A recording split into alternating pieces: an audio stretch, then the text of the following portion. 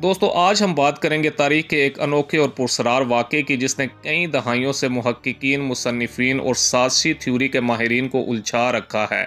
ये है दी बाबुश्का लेडी का राज।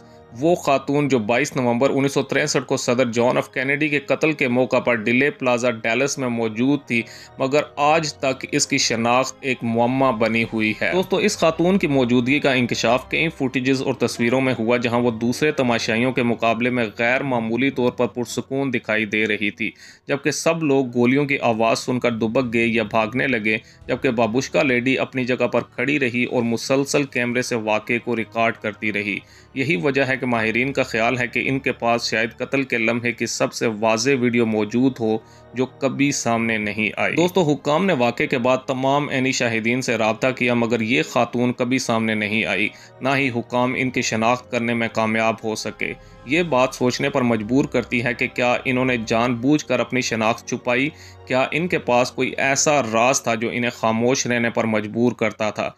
कई साजिशी नज़रियात सामने आए हैं। कुछ का कहना है कि वो कोई खुफिया एजेंट थी, कुछ इन्हें कत्ल में मुलव्विस समझते हैं, जबकि कुछ का ख्याल है कि वो सिर्फ एक मामूली शहरी थी जो खौफजदा होकर भाग गई। दोस्तों 1980 की दहाई में एक खातून ब्योरली ओलियो ने दावा किया कि वही बाबुश्का लेडी हैं, मगर इनके बयान में तजादात और सबूतों की कमी की वजह से इनका दावा मुस्तरद कर दिया गया। इसके बाद से ये राज और भी गहरा हो गया। क्या आपको लगता है कि ब्योरली सच कह रही थी या ये महज शोहरत हासिल करने की कोशिश थी? दोस्तों आज तक बाबुश्का लेडी की शनाख्त अमरीकी तारीख के सबसे बड़े गैर हलशुदा इसरारों में से एक है।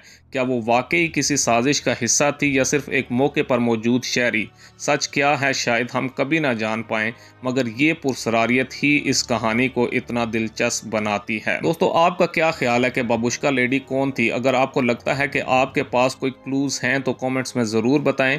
वीडियो को लाइक करें, चैनल को सब्सक्राइब करें और बेल आइकन को दबाना ना भूलें ताकि ऐसी मज़ीद पुरसरार कहानियाँ आप तक बर वक्त पहुँचती रहें। अगली वीडियो तक के लिए अल्लाह हाफिज़।